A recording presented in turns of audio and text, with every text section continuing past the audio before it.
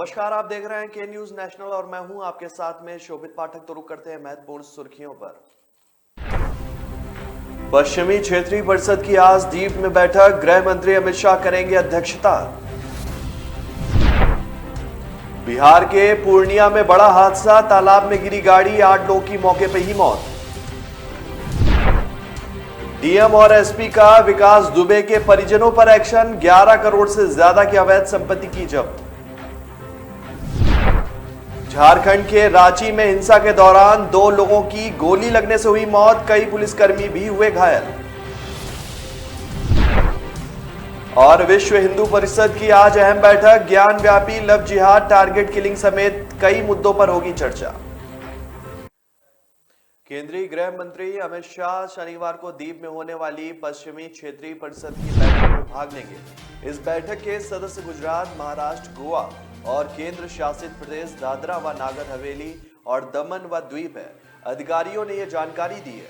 उन्होंने बताया कि कोरोना वायरस महामारी की वजह से 2 साल के बाद हो रही बैठक की अध्यक्षता केंद्रीय गृह मंत्री अमित शाह करेंगे और इसमें गुजरात, महाराष्ट्र और गोवा के मुख्यमंत्रियों व दादर व नागर हवेली, दमन व द्वीप के प्रशासक के हिस्सा लेने की भी उम्मीद है। अधिकारियों ने बताया कि क्षेत्रीय परिषद की बैठक में विस्तृत मुद्दों पर चर्चा की जाएगी, जिनमें सीमा सुरक्षा, सड़क उद्योग, जल और ऊर्जा जैसे अवसंरचना मामले भी शामिल हैं। केंद्रीय गृह मंत्री अमित शाह जो है सुबह 9:30 बजे एयरपोर्ट के लिए रवाना हुए और दीप की पश्चिमी क्षेत्रीय परिषद की बैठक में वो अब हिस्सा लिया उन्होंने।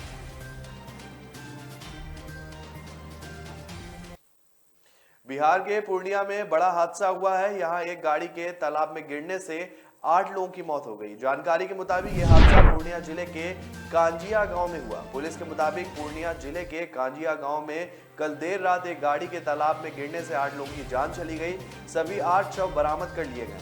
जानकारी के मुताबिक ये सभी लोग तारापाटी से आ रहे थे और किशनगंज जा रहे थे। हादसे में 2 लोगों को सुरक्षित भी बचा लिया गया है। सभी शवों को पोस्टमार्टम के लिए भेजा गया है। बताया जा रहा है कि ये सभी लोग बेटी की शादी का तिलक कर लौट रहे थे। पूर्णिया जिले के कांजिया गांव के पास ये हादसा उस वक्त हुआ जब कुछ लोग अपनी गाड़ी से बेटी की शादी का तिलक कर लौट रहे थे। हादसे में 8 लोगों की मौके पर ही मौत हो गई। ये सभी लोग बेटी का तिलक करने के लिए ताराबाड़ी गए हुए थे। वहां से अपने जिला किशनगंज जा रहे थे। इसी दौरान रास्ते में ये हादसा हो गया।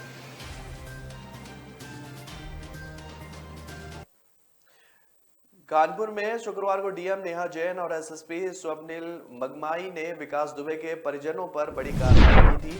यहां विकास दुबे के बेटे राम कुमार दुबे द्वारा अवैध जन अर्जित कर सिवली क्षेत्र में संपत्ति पर कब्जा किया गया था। पुलिस ने इस अवैध कब्जे की 10 करोड़ 25 लाख 88,910 रुपए की संपत्ति जब्त कर ली है। राज्यों से टीम के साथ ही डीएम ने एसएसपी स्वप्निल मंगमई की यह अब तक की सबसे बड़ी कार्रवाई है। इसके अलावा विकास दुबे की बहन चंद्रकांति उर्फ चंद्रप्रभा की शिवली क्षेत्र में लगभग 80,25,000 रुपए की अवैध संपत्ति सील कर दी गई। इसके अलावा दुर्दांत अपराधी विकास दुबे की जीजा दिनेश कुमार तिवारी की शिवली क्षेत्र में लगभग 7,65,000 रुपए की अवैध संपत्ति को कुर्क किया गया। डीएम और एसएसपी द्वारा विकास दुबे के परिजनों पर एक्शन में करीब 11 करोड़ 13,78,910 रुपए की अवैध संपत्ति को कुर्क किया गया है। डीएम और एसएसपी ने विकास दुबे के परिजनों पर फुल एक्शन के मूड में दिखे। बताया जा रहा है कि अब जल्द ही विकास दुबे के करीबियों द्वारा अवैध तरीके से धन अर्जित कर बनाई गई संपत्तियों पर बुलडोजर भी चल सकता है। आपको बता दें कि कानपुर के विकास दुबे बिकरू गांव में 8 पुलिसकर्मियों की हत्या कर दी थी, जिसके बाद दुर्दांत अपराधी विकास दुबे को 10 जुलाई 2020 को एसटीएफ ने एनकाउंटर में मार गिराया था।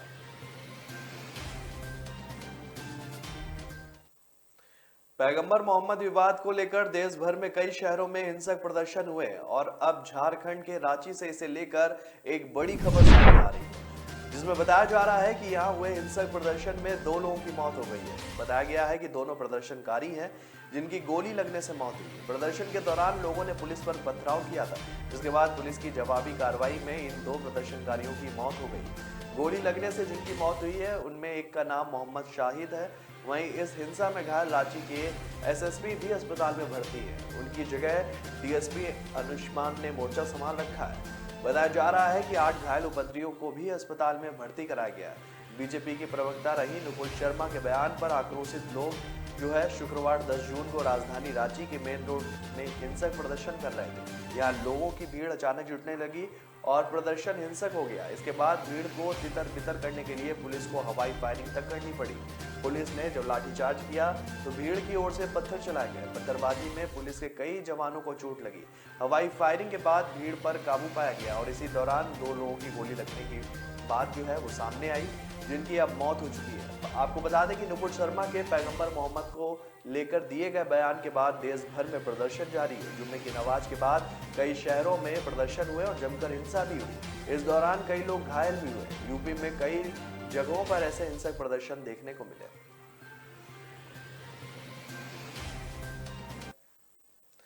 हरिद्वार में विश्व हिंदू परिषद की 2 दिवसीय अहम बैठक आज से होने जा रही है। विश्व हिंदू परिषद के केंद्रीय मार्गदर्शक मंडल की 2 दिवसीय बैठक में शामिल होने के लिए संगठन के नेता और संत धर्मनगरी पहुंच गए। इस बैठक में कई अहम मसलों पर भी चर्चा की जाएगी, फिर प्रस्ताव पारित किए जाएंगे। जानकारी के मुताबिक इस बैठक में मथुरा, काशी और समान नागरिक संहिता और जनसंख्या कानून पर देशव्यापी आंदोलन की रूपरेखा बनेगी। विश्व हिंदू परिषद की 2 दिवसीय बैठक में देश भर के अहम पदाधिकारी समेत 300 से ज्यादा साधु संत हिस्सा लेंगे। बैठक में अगले 1 साल में वीएचपी की देश भर में होने वाले कार्यक्रम की रूपरेखा तय की जाएगी। आपको बता दें कि विश्व हिंदू परिषद के केंद्रीय मार्गदर्शक मंडल की 2 दिवसीय बैठक हरिद्वार में स्थित निष्काम सेवा ट्रस्ट में 11 और 12 जून को होनी है। बैठक में 300 से ज्यादा संतों, महामंडलेश्वर, आचार्यों और सभी 13 अखाड़ों के प्रतिनिधियों के शामिल होने की भी बात कही जा रही है। 1964 में विश्व हिंदू परिषद की स्थापना के बाद से इस तरह के आयोजन साल में 2 बार होता है। विश्व हिंदू परिषद के केंद्रीय मार्गदर्शक मंडल की इस बैठक में मथुरा और काशी के अलावा लव जिहाद, मस्जिद में लाउड स्पीकर के मुद्दे भी उठ सकते हैं। इसके अलावा इस बैठक में ज्ञानव्यापी मस्जिद, कश्मीर पंडितों की टारगेट किलिंग और घर वापसी, जनसंख्या नियंत्रण और समान नागरिक संहिता जैसे मुद्दों को लेकर चर्चा भी हो सकती है। तो ब्रेक पर जाने से पहले रुक करते हैं महत्वपूर्ण सुर्खियों पर। पश्चिमी क्षेत्रीय परिषद की आज दीप में बैठक, गृह मंत्री अमित शाह करेंगे अध्यक्षता। बिहार के पूर्णिया में बड़ा हादसा, तालाब में गिरी गाड़ी, 8 लोगों की मौके पर ही मौत। डीएम और एसपी का विकास दुबे के परिजनों पर एक्शन, 11 करोड़ से ज्यादा की अवैध संपत्ति की जब्त। झारखंड के रांची में हिंसा के दौरान 2 लोगों की गोली लगने से हुई मौत, कई पुलिसकर्मी भी हुए घायल। और विश्व हिंदू परिषद की आज अहम बैठक, ज्ञानव्यापी, लव जिहाद, टारगेट किलिंग समेत कई मुद्दों पर होगी चर्चा।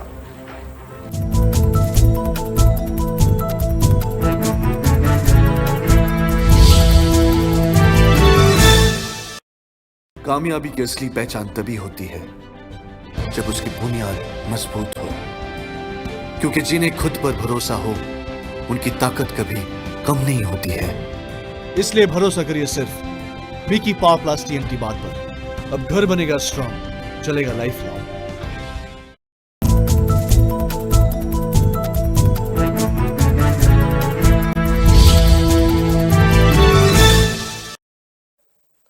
ब्रेक के बाद फिर स्वागत है आपका। रुक करते हैं आगे की खबरों पर।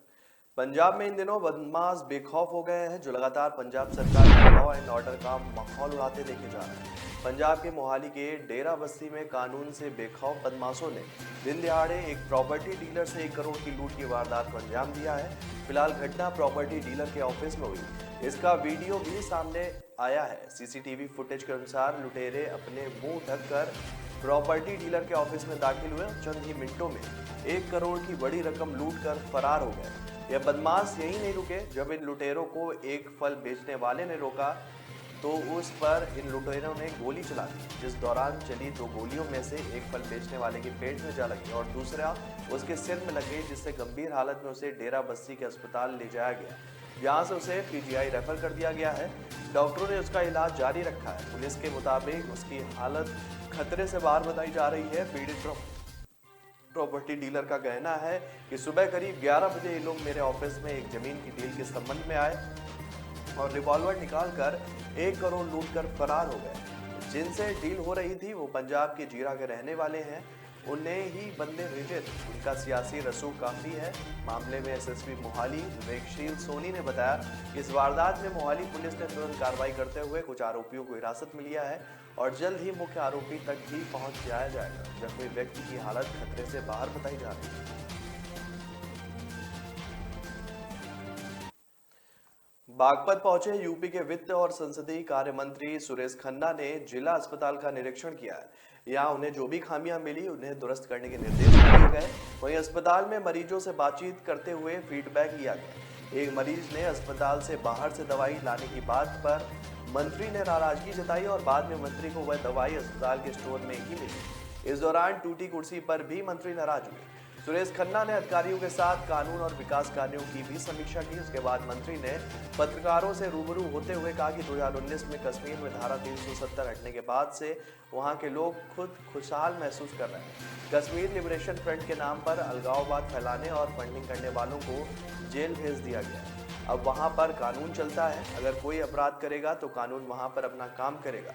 आज भारत कितना ताकतवर है इसका अंदाजा इस बात से ही लगाया जा सकता है कि रूस यूक्रेन के बीच मध्यस्थता कराने के लिए दुनिया की बड़ी बड़ी हस्तियां भारत को आमंत्रित कर रही हैं। रोजगार पर बोलते हुए उन्होंने कहा कि सरकार रोजगार को भी बढ़ावा दे रही है। कई योजनाओं में चयनित जनपद बागपत के 150 बच्चों को बड़े बड़े कंपटीशन की कोचिंग दी जा रही है। वित्त मंत्री ने कश्मीरी पंडितों पर हुए हमले को लेकर कहा कि वहां जैसे भी आवश्यकता हुई वहां पर वैसा निर्णय लिया गया। जिन लोगों ने हमले किए और हमलों के आरोपी हैं वो कानून से ऊपर नहीं है। ये वो सरकार नहीं है जो किसी भी प्रकार की नरमी बरते और कानून अपना काम करेगा। उन्होंने सरकार की उपलब्धियों को भी गिनाया।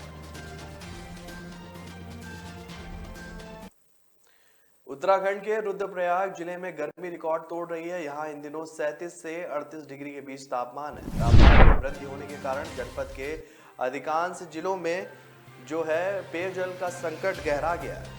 साथ ही 25 जल स्रोत सूख चुके हैं। इसकी वजह से शहरी और ग्रामीण क्षेत्र की जनता को भारी परेशानियों का सामना करना पड़ रहा है। स्थिति इतनी विकराल रूप धारण कर चुकी है कि पेयजल किल्लत से परेशान ग्रामीण अब जल संस्थान विभाग के कार्यालय में धरना देने भी पहुंचने लगे। आपको बता दें कि गर्मी बढ़ते ही रुद्रप्रयाग जिले में पानी की किल्लत शुरू होने लगती है। प्राकृतिक स्रोत सूखने लगते हैं और लोगों को पानी के लिए दर दर भटकना पड़ता है। इस वर्ष बारिश भी कुछ खास नहीं हुई है जिस कारण पानी की समस्या ज्यादा बन गई है। शहरी क्षेत्रों से लेकर ग्रामीण इलाकों तक पानी के लिए त्राहिमाम मच गया है। पानी को लेकर लोग दर दर भटकने के लिए मजबूर भी हैं। जिला मुख्यालय रुद्रप्रयाग वैसे तो अलकनंदा और मंदाकिनी नदी के एक छोर पर बसा है, लेकिन गर्मियों में यहाँ पेयजल की समस्या खड़ी हो जाती है। बीजेपी से निलंबित प्रवक्ता नुपुर शर्मा पर कार्रवाई को लेकर यूपी समेत देश भर में प्रदर्शन हुआ। इसको लेकर अब राजनीति बयानबाजी भी तेज हो गई। समाजवादी पार्टी के सांसद शफीकुल्लाह रहमान बर्क ने बयान दिया है। उन्होंने हिंसा की वजह नुपुर शर्मा की गिरफ्तारी नहीं होना बताया। सपा सांसद ने कहा कि ये लोग अपने तौर पर कर रहे हैं, हर जगह अपने जज्बात के हिसाब से कर रहे हैं। सरकार को ये सोचना चाहिए कि ये क्यों हो रहा है। औरंगाबाद से AIMIM के सांसद इम्तियाज जलील अली ने भी बयान दिया। उन्होंने नुपुर शर्मा के लिए फांसी की मांग की है। उन्होंने कहा कि अगर नुपुर शर्मा के खिलाफ कार्रवाई जल्द नहीं होती है तो ऐसी घटनाएं होती रहेंगी। आपको बता दें कि शुक्रवार को जुम्मे की नमाज के बाद नुपुर शर्मा की गिरफ्तारी को लेकर देश भर में प्रदर्शन हुआ। हालांकि कुछ जगहों पर यह प्रदर्शन हिंसक भी हुआ। यूपी के प्रयागराज में प्रदर्शन के दौरान खूब पत्थरबाजी हुई, जिसके बाद जिले में धारा 144 लागू कर दी गई। प्रयागराज हिंसा के मामले में पुलिस ने 3 FIR दर्ज कर शुक्रवार रात तक 36 लोगों को नामजद किया है। वहीं इस मामले में 1000 अज्ञात लोगों के खिलाफ भी केस दर्ज किया गया है। हिंसा के मामले में नामजद ज्यादातर आरोपियों की गिरफ्तारी हो चुकी है और अब तक 50 से ज्यादा लोगों को गिरफ्तार भी किया जा चुका है। चूरू जिले के सरदार शहर तहसील के मेगा हाईवे हरियासर के पास एक कार और टेम्पो के आमने सामने जबरदस्त हो गई और हादसे में टेम्पो चालक सहित 3 की मौके पर ही मौत हो गई, जबकि 2 लोग गंभीर रूप से घायल हो गए। बताया जा रहा है कि सभी व्यक्ति मजदूर थे और मजदूरी करने सरदार शहर आ रहे थे। तभी सामने से आ रही कार से उनकी टेम्पो की टक्कर हो गई। टक्कर इतनी जबरदस्त थी कि टेम्पो के परखच्चे तक उड़ गए और 3 मजदूरों की मौके पर ही मौत हो गई, जबकि 2 घायलों को इलाज के लिए सरदार शहर लाया गया, जहां एक को गंभीर हालत में चूरू राजकीय भर्तिया अस्पताल में रेफर कर दिया गया।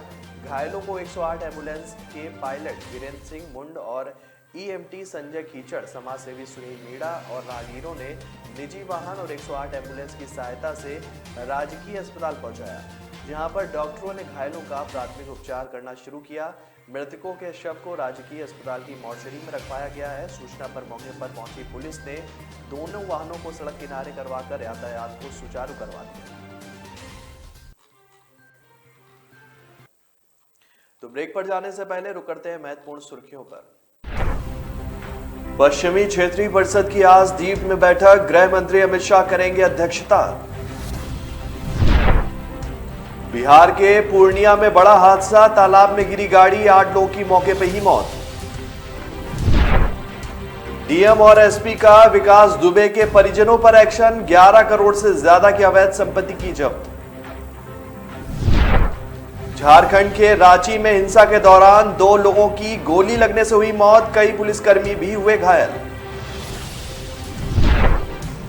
और विश्व हिंदू परिषद की आज अहम बैठक, ज्ञान व्यापी लव जिहाद, टारगेट किलिंग समेत कई मुद्दों पर होगी चर्चा। लोग मुझे कभी बहुत अच्छा समझते हैं, कभी बहुत बुरा। भगवान जैसे है हमारे लिए। एनी टेस्ट जरूरी है क्या? जान बचाई है मेरे बेटे की। ठीक से देखा ही नहीं, सिर्फ 2 मिनट। लोगों की बातों का असर मैं अपने काम पे नहीं पड़ने देता। मैं जो करता हूं वो अपने पेशेंस के लिए करता हूं। अगर मेरे पास सिर्फ 2 मिनट है तो शायद इसलिए क्योंकि कोई और क्रिटिकल है। अगर मैं 1 से ज्यादा टेस्ट करवा रहा हूं वो इसलिए क्योंकि मेरे ट्रीटमेंट में डाउट की जगह नहीं। अगर मैं स्ट्रिक्ट या इनसेंसिटिव हूं वो इसलिए क्योंकि आपकी हेल्थ सबसे इंपॉर्टेंट है। तो लोग मुझे चाहे अच्छा समझे या बुरा, मैं उनसे कहता हूं थैंक यू, क्योंकि वो मुझे रोकते नहीं बल्कि याद दिलाते हैं कि मुझे मेरे पेशेंट्स के लिए क्या करना है।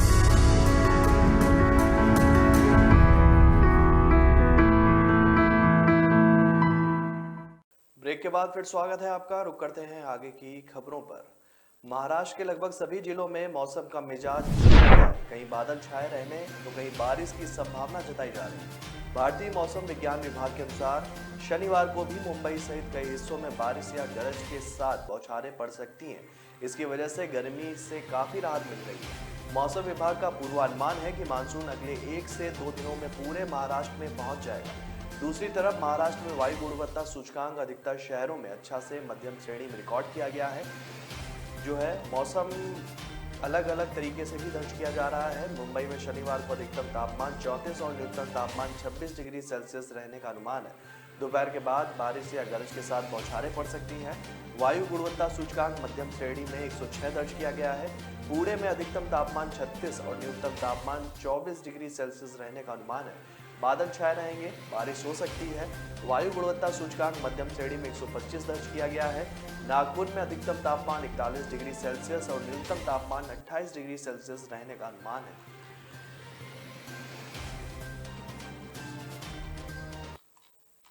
एशियन कप 2023 के फाइनल राउंड के मुकाबलों में आज भारत की भिड़ंत अफगानिस्तान से हुई। इस मैच में भारत के दिग्गज फुटबॉलर सुनील छेत्री से खास उम्मीदें की जा रही हैं।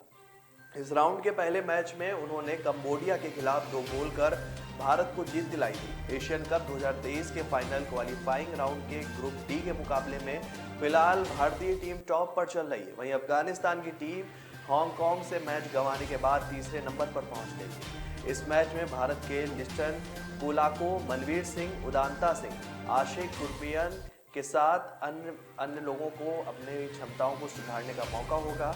इन सभी खिलाड़ियों को हाल फिलहाल में पर्याप्त अवसर मिले, लेकिन ये गोल करने में सफल नहीं रहे। डिफेंस में रोशन सिंह, संदेश झिंगन, अनवर अली, आकाश मिश्रा को भारतीय रक्षापति बेहतर प्रदर्शन कर रही है। कंबोडिया के खिलाफ भारत का डिफेंस शानदार रहा है। भारतीय टीम अब तक हुए मुकाबलों में अफगानिस्तान पर हमेशा हावी रही है। भारत और अफगानिस्तान के बीच अब तक 10 मैच हुए हैं। इनमें भारत के हिस्से में 6 जीत आई है और 1 मैच अफगानिस्तान ने जीता है।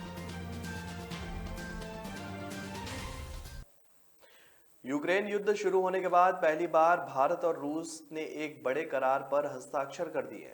भारत के हवाई अड्डों के लिए रूस की एक बड़ी कंपनी लैंडिंग सिस्टम इक्विपमेंट मुहैया कराएगी और इसको लेकर एयरपोर्ट अथॉरिटी ऑफ इंडिया और रूस की कंपनी के बीच हस्ताक्षर हुए हैं।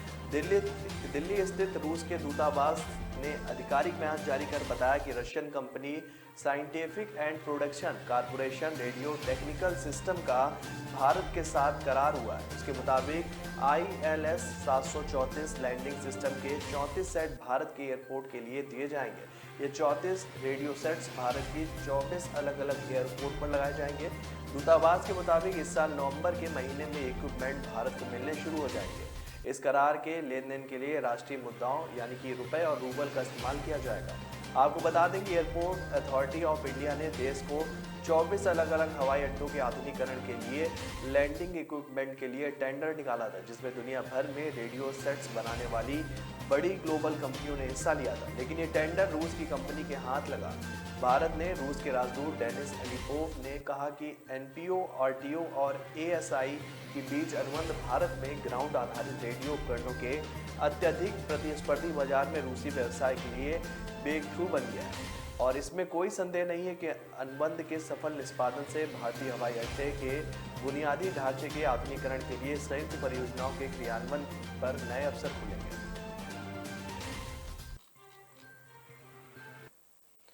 भीषण गर्मी के बीच दिल्ली में लगातार आग लगने की घटनाएं सामने आ रही हैं। मुंडका वाले हादसे को अभी ज्यादा दिन नहीं हुए कि अब रोहिणी में आग लगने की घटना सामने आ रही है। दरअसल यहां के ब्रह्म शक्ति अस्पताल की तीसरी मंजिल के ICU वार्ड में आग लग गई। फिलहाल मौके पर दमकल की 9 गाड़ियां भेजी गई हैं। एक मरीज को छोड़कर सभी को सुरक्षित बचा लिया गया है। वहीं संदेह है कि उस मरीज की मृत्यु हो गई है। फिलहाल आग पर काबू पा लिया गया। वहीं दिल्ली फायर सर्विस के डायरेक्टर अतुल गर्ग ने जानकारी दी है कि अस्पताल में आग की सूचना मिलते ही मौके पर दमकल की 9 गाड़ियां भेजी गई थी। आग पर काबू पा लिया गया है। वहीं पुलिस और फायर ब्रिगेड की टीम अस्पताल में आग लगने के कारणों का पता लगाने की कोशिश कर रही है। 8 जून को भी लाजपत नगर के एक्सिस बैंक की बिल्डिंग के बेसमेंट में इलेक्ट्रॉनिक पैनल में आग लगने की घटना सामने आई थी। दमकल विभाग ने बिल्डिंग के पीछे जाकर शीशे तोड़कर लोगों को रेस्क्यू किया था। आग इतनी भीषण थी कि तीनों मंजिल को चपेट में ले लिया। दमकल विभाग ने काफी मशक्कत के बाद आग पर काबू पाया था।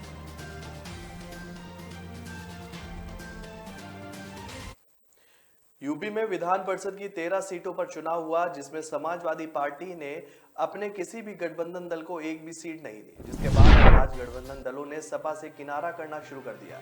अब इसमें एक रोचक वाकया सामने आया है कि दरअसल महान दल के गठबंधन तोड़ने से नाराज अखिलेश यादव ने केशव देव मौर्य को चुनाव से पहले गिफ्ट की गई फॉर्च्यूनर गाड़ी अब वापस मांग ली है।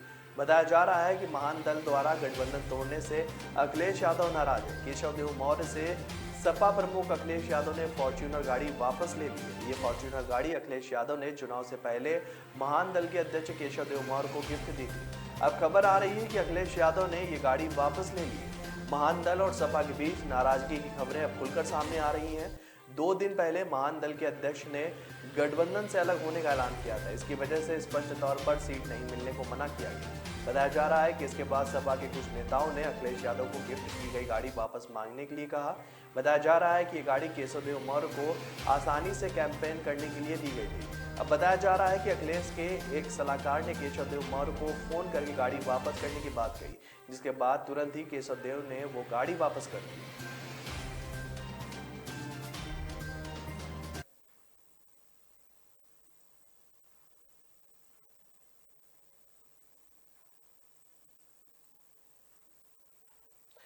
तो फिलहाल इस बुलेटिन में मेरे साथ इतना ही। आगे की खबरों के लिए बने रहिए के न्यूज नेशनल के साथ। तब तक के लिए नमस्कार।